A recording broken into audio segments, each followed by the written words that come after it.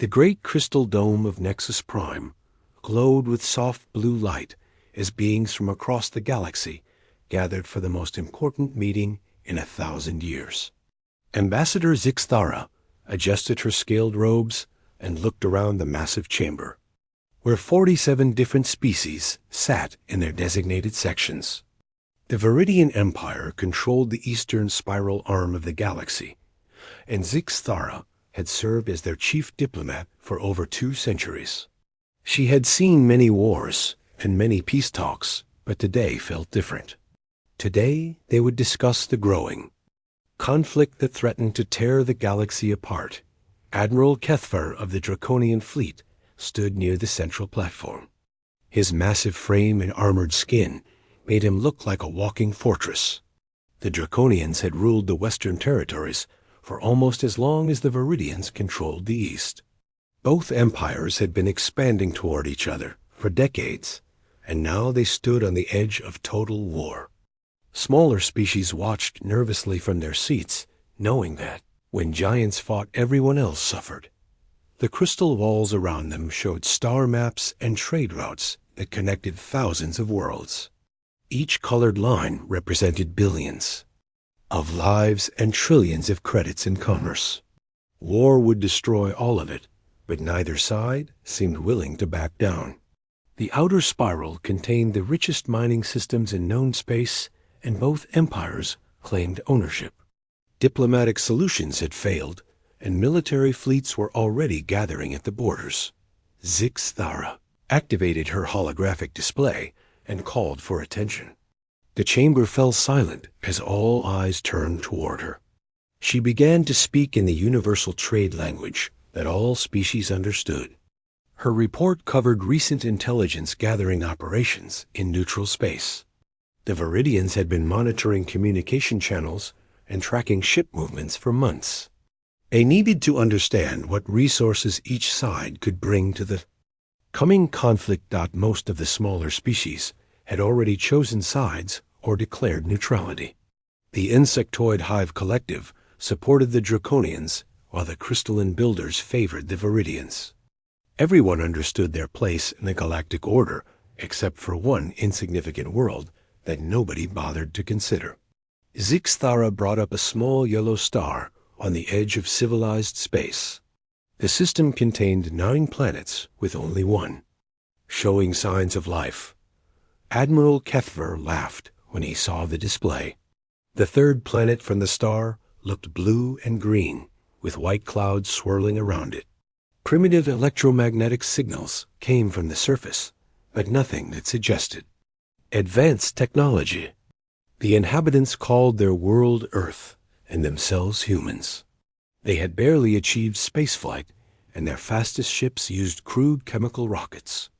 A few small stations orbited their planet, and they had landed on their largest moon, but that was the extent of their expansion.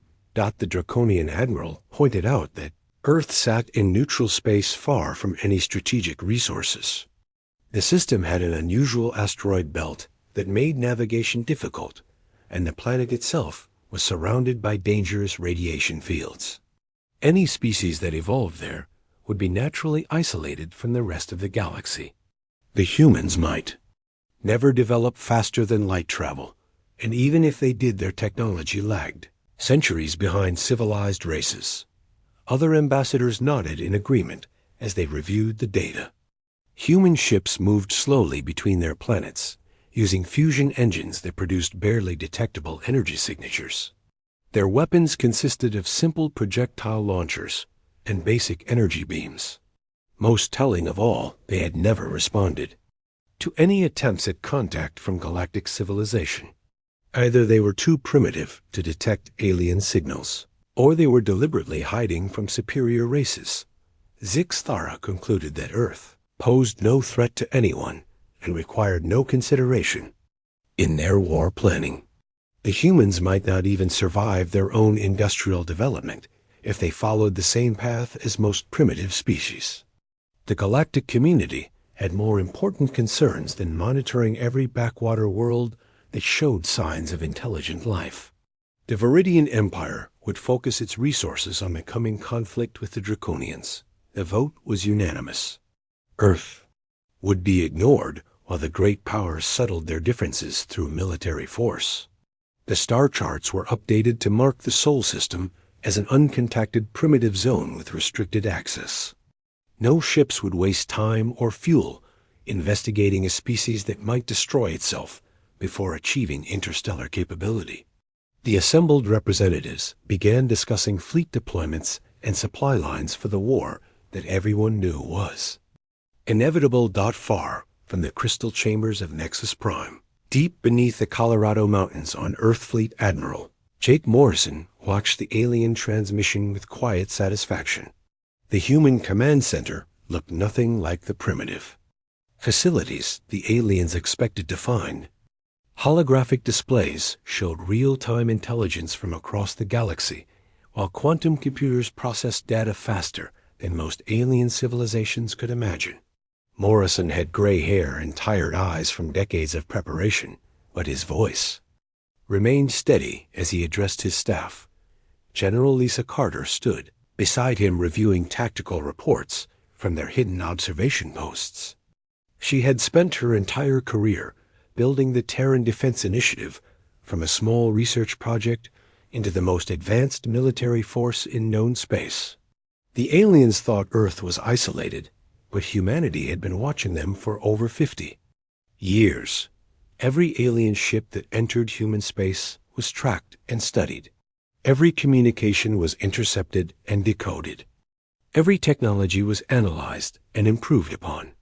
Commander Ryan Hayes reported from the concealed lunar facilities, where human engineers worked around the clock. The dark side of Earth's moon had been converted into the largest shipyard in the eye.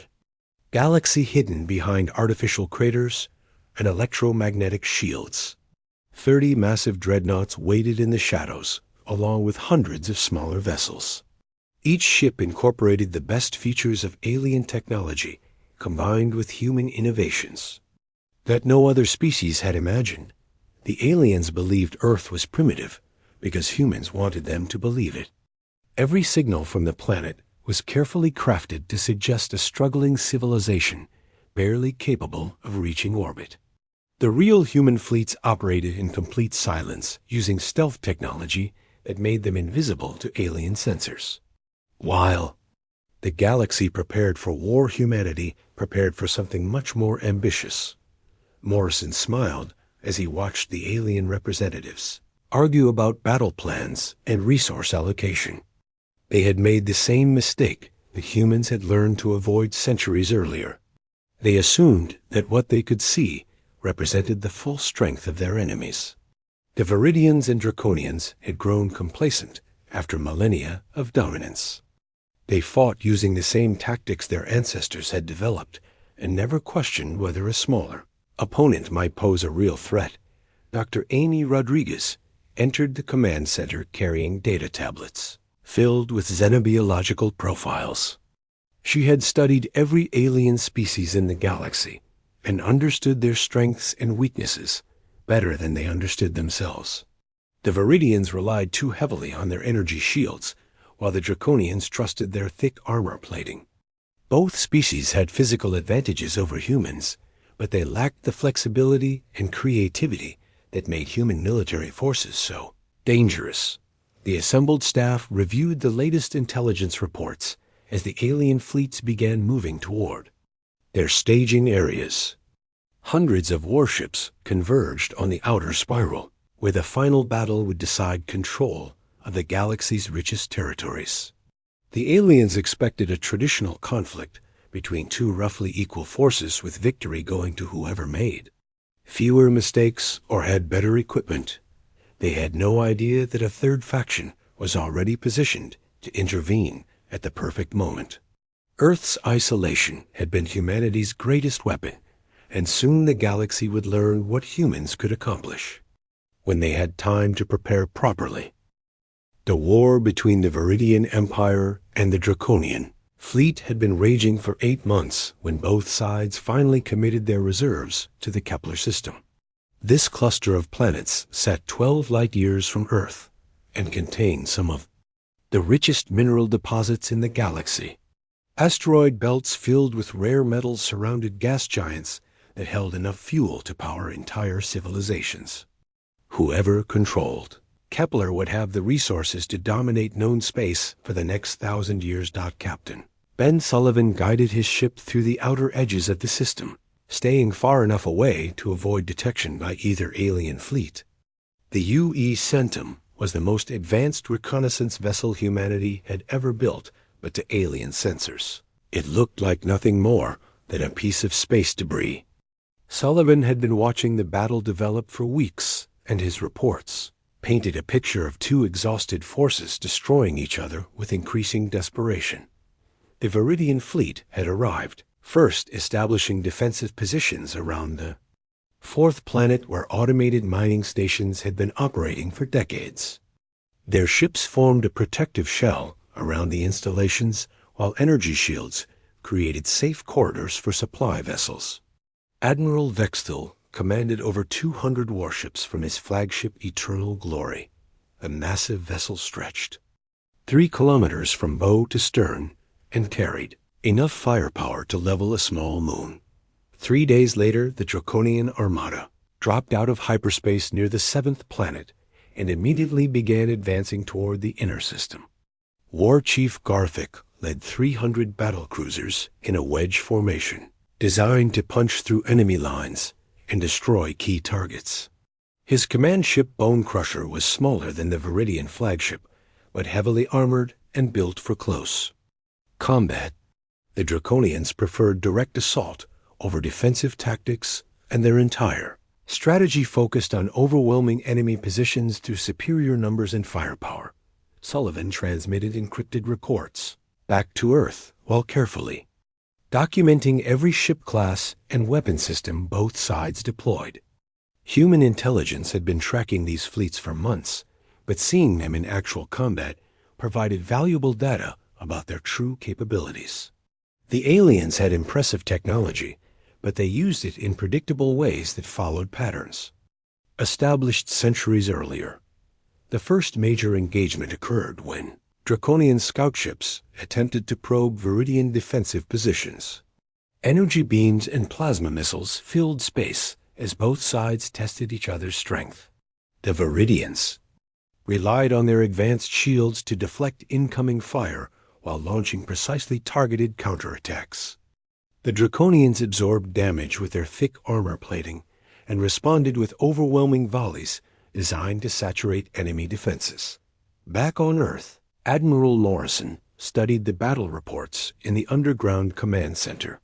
General Carter stood beside him, pointing out tactical weaknesses that human forces could exploit. Both alien factions had grown comfortable fighting opponents who used similar strategies and technologies. They expected their enemies to behave in predictable ways and had never faced an adversary who thought like humans did. Dr. Rodriguez analyzed captured alien technology from previous encounters, while her team worked to understand the psychological profiles of different species. The Viridians descended from pack hunters who valued precision and coordination above individual initiative. Their military doctrine emphasized careful planning and methodical execution. The Draconians evolved from solitary predators, and their culture celebrated individual strength and aggressive action. They preferred direct confrontation over subtle maneuvering. Neither species had ever encountered humans in actual combat, but their intelligence reports suggested that Earth's inhabitants were similar to dozens of other primitive races. They expected humans to rely on simple tactics and inferior technology if they ever became a threat. The idea that a supposedly isolated species might have been secretly preparing for galactic war never occurred to them. Commander Hayes reported from the lunar shipyards, where the final preparations were being completed. The 30 human dreadnoughts represented 50 years of continuous development and improvement. Each vessel incorporated lessons learned from studying alien conflicts and technologies. Human engineers had identified weaknesses in every major ship design used by galactic powers and built weapons specifically designed to exploit those flaws. The UES Liberty served as Admiral, Morrison's flagship, and embodied everything that made human military technology superior to alien alternatives.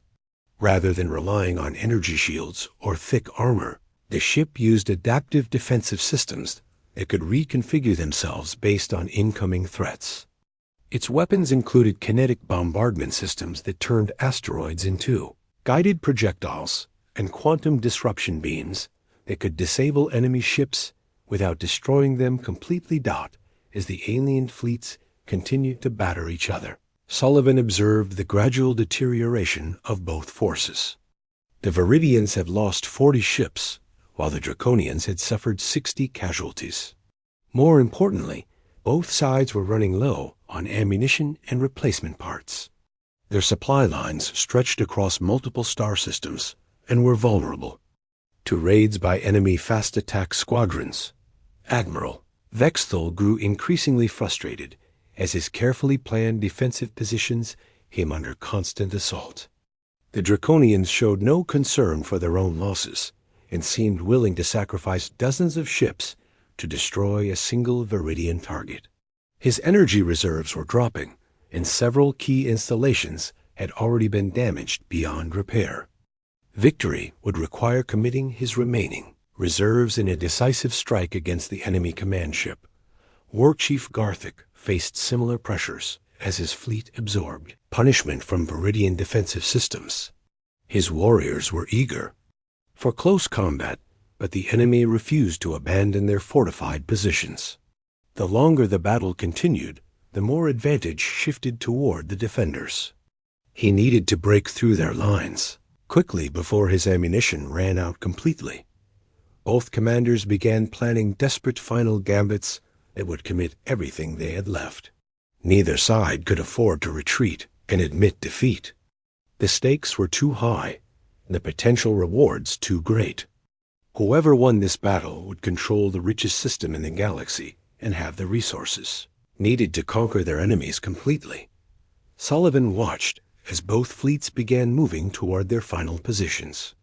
The Viridians were concentrating their remaining forces around a massive space station that controlled access to the mining planets.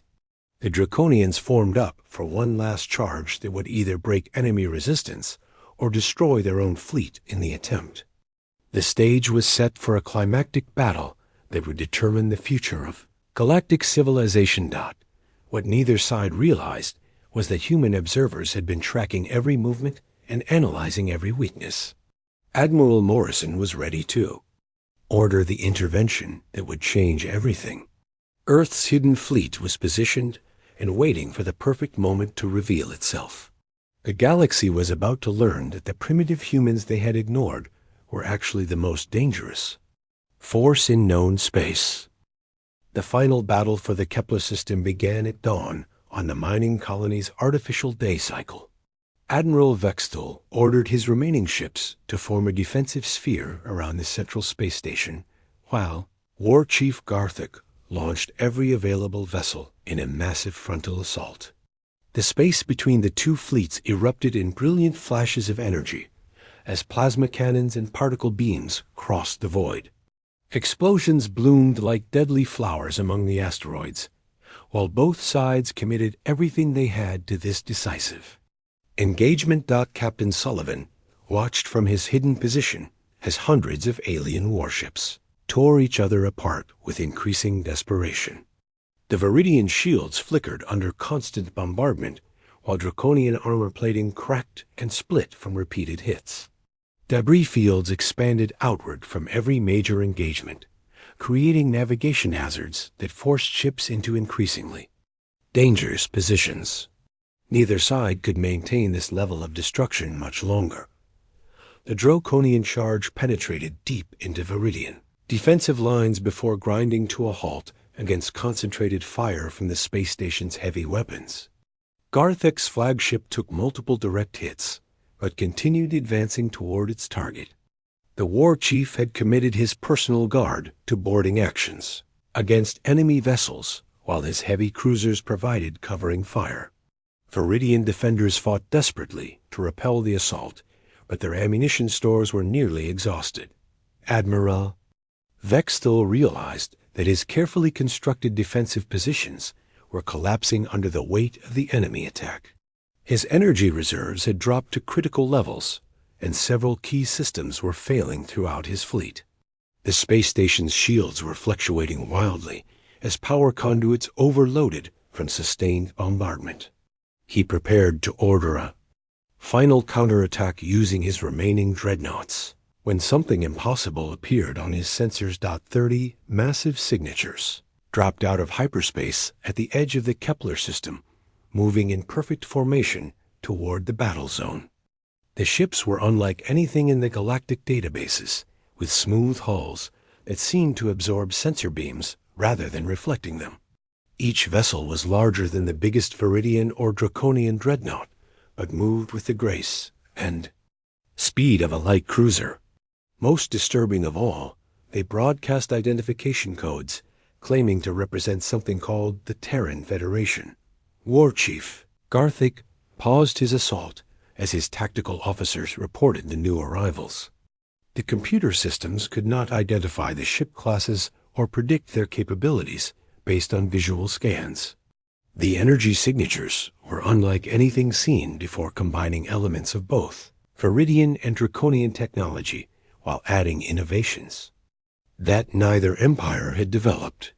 His warriors had never heard of this Terran Federation and had no idea where these vessels had come from. Admiral Morrison stood on the bridge of the UES Liberty, watching as his fleet approached the chaotic battle.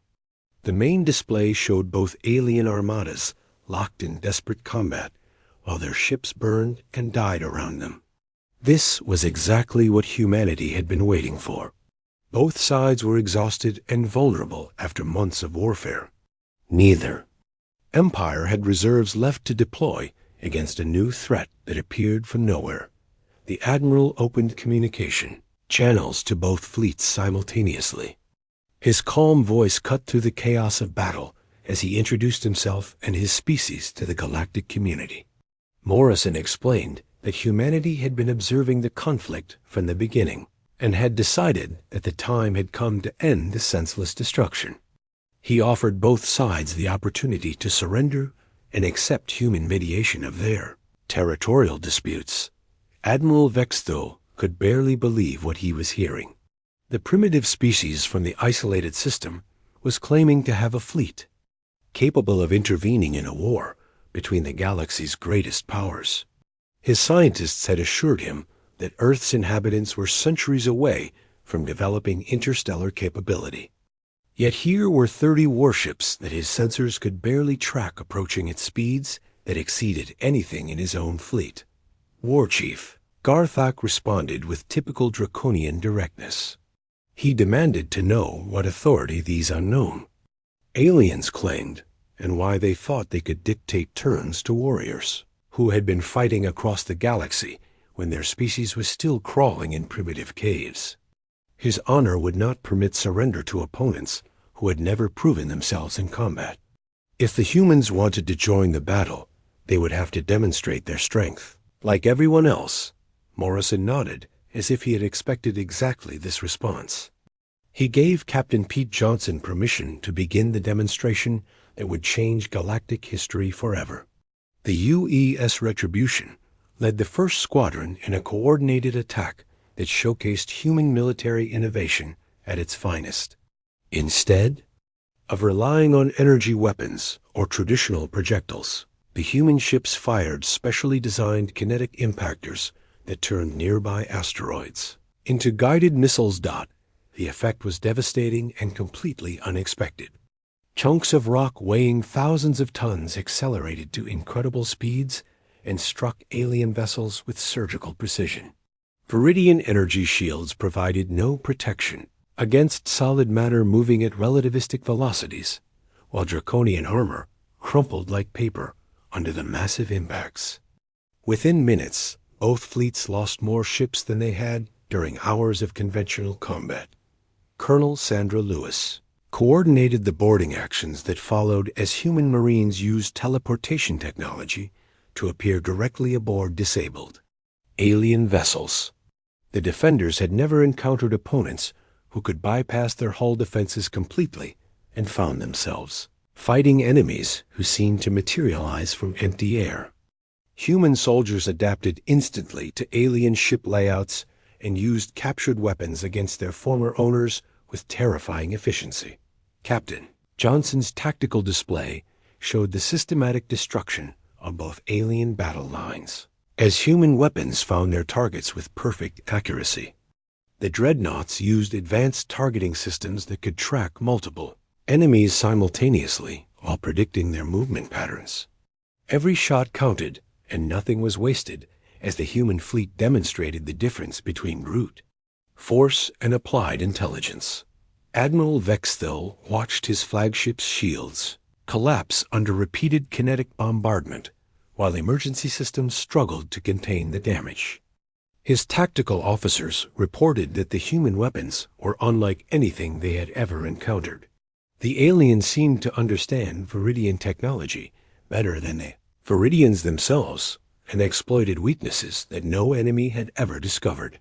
His proud fleet was being dismantled by opponents who fought with impossible precision.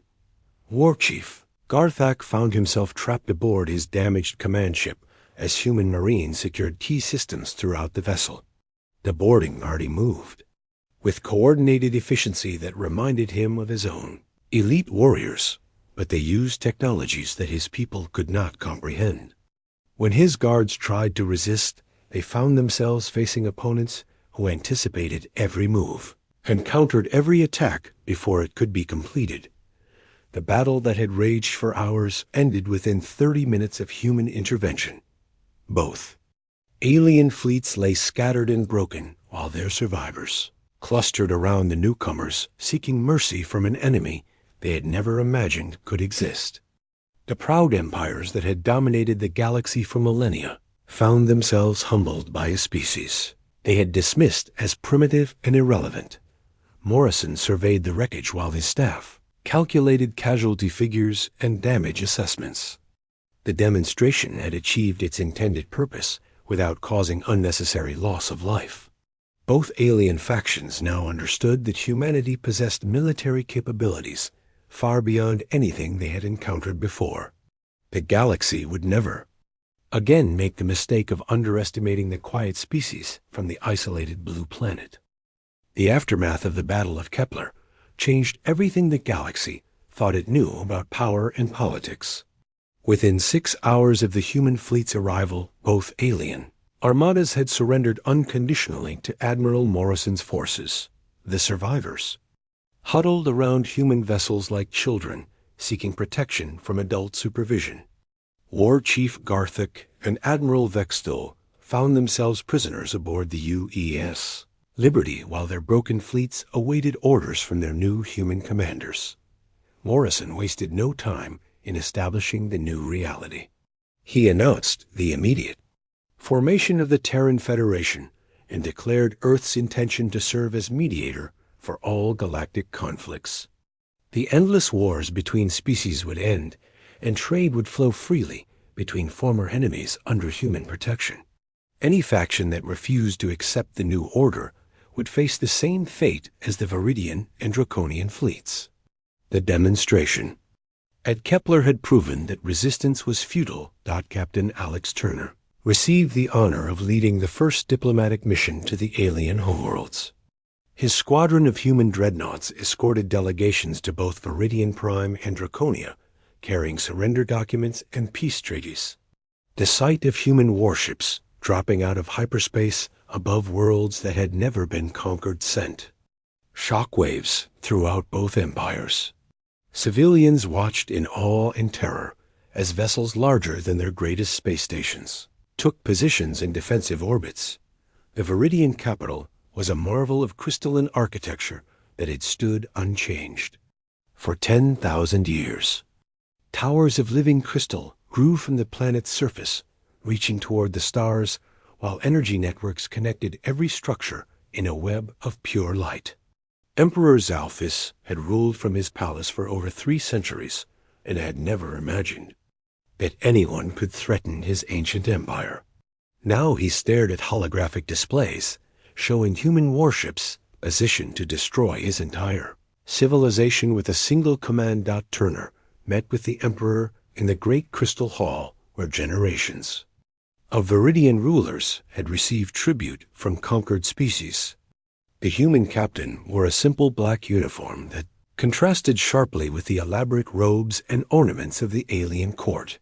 He spoke in clear, measured tones as he outlined the terms of surrender and the benefits of cooperation with the new galactic government. The Empire could maintain its internal structure, but all military forces would serve under human command. On Draconia, the reaction was more violent as warrior clans struggled to accept defeat at the hands of an unknown species.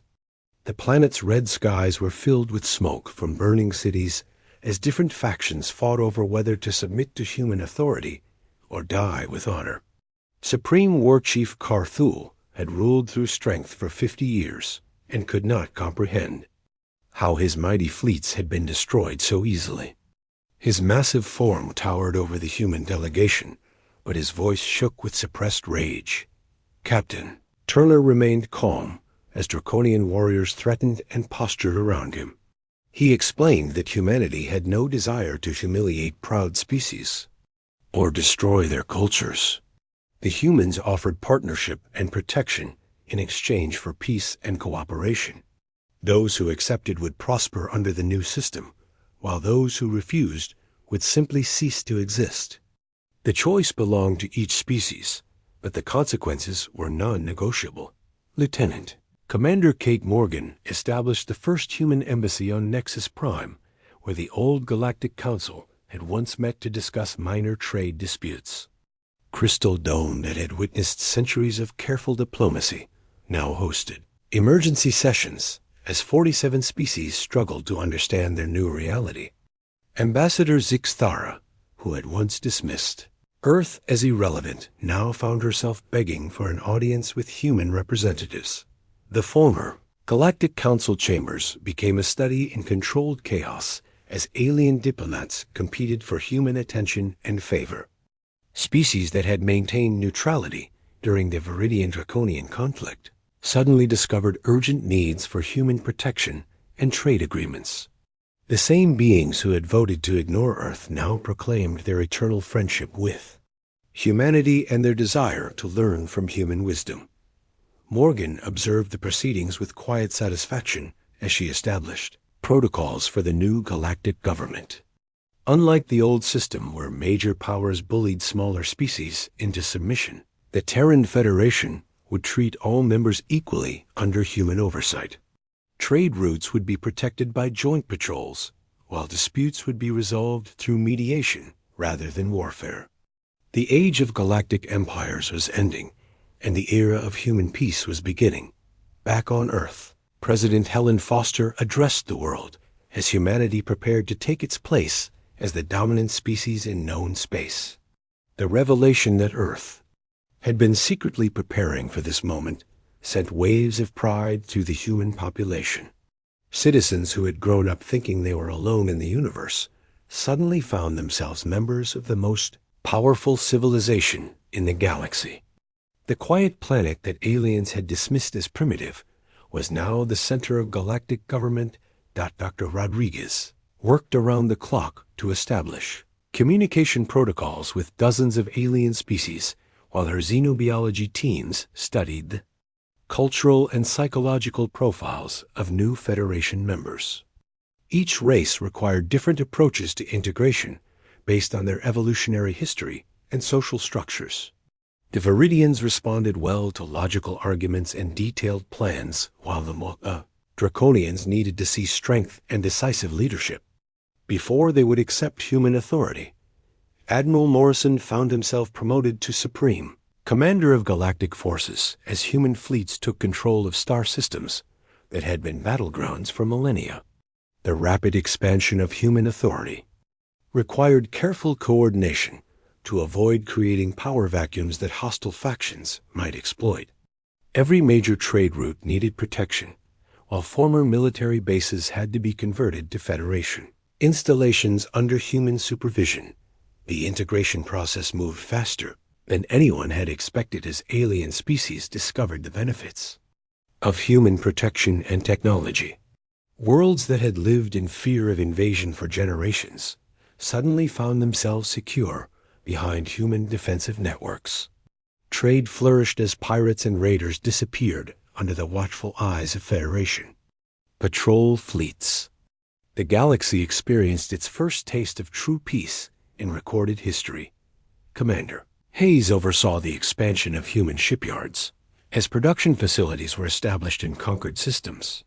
The Federation needed thousands of vessels to patrol its new territories while maintaining the technological advantage that made human dominance possible. Alien workers eagerly joined human construction teams, learning new techniques and technologies that revolutionized their understanding of engineering and manufacturing. Within 6 months of the Battle of Kepler, the Terran Federation controlled 49 star systems and governed over 200 billion sentient beings. The transformation from galactic outcasts to supreme rulers had taken less than a year, but the foundation for human dominance had been building for 50 years. Earth's patient preparation and careful planning had created an opportunity that might never come again, and humanity had seized it with both hands. The galaxy that had once dismissed humans as primitive and irrelevant now looked to Earth for leadership and protection. The species that had believed in their own superiority discovered that true strength came not from advanced technology or ancient heritage, but from the ability to adapt and overcome any challenge. Humanity had proven that intelligence and determination could triumph over size and tradition when applied with sufficient planning and patience. 2 years after the Battle of Kepler, the galaxy had transformed beyond recognition under human leadership. The Terran Federation now governed 87 star systems with a combined population of over 400 billion sentient beings. Admiral Morrison had established his headquarters on the massive orbital station, Liberty Prime, which circled Earth like a mechanical moon. From this command center, human administrators coordinated the largest peaceful government in galactic history, while maintaining the military strength that made such cooperation possible. Captain Danny Clark commanded the Federation patrol fleet from his flagship UES Guardian as it completed another routine sweep of the former border zones between Viridian and Draconian territory. His mixed crew of humans and aliens worked together with an efficiency that would have been impossible under the old system. Former enemies now served side by side aboard human vessels, learning new techniques while contributing their own expertise to Federation operations. That the patrol routes that Clark's ships followed had once been deadly battlegrounds where merchant vessels traveled in armed convoys or not at all. Pirates and raiders had made interstellar commerce a dangerous gamble that only the largest corporations could afford. Now single cargo ships moved freely between systems under Federation protection, while trade volumes reached levels that economists had thought impossible. The galaxy was experiencing an economic boom that benefited every member species.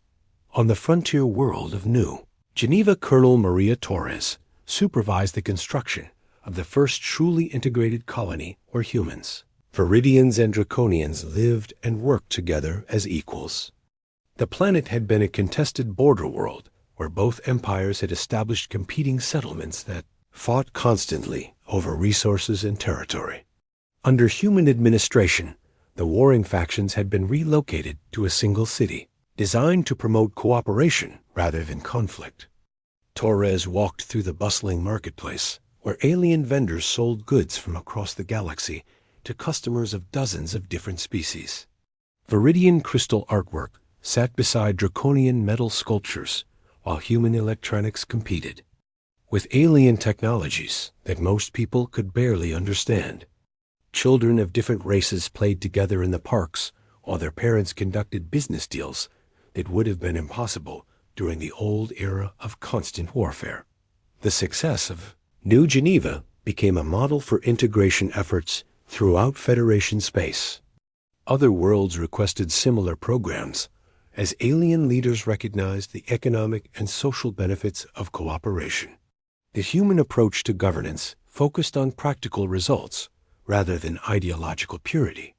Species that had hated each other for millennia discovered they could work together when their survival depended on human protection rather than military conquest.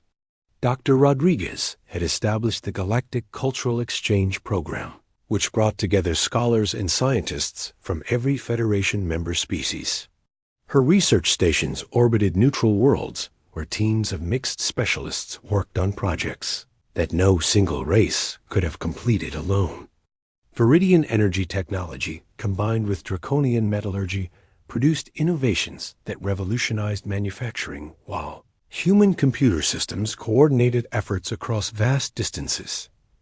The most ambitious project involved mapping the entire galaxy to identify unexplored regions that might contain new resources or unknown civilizations.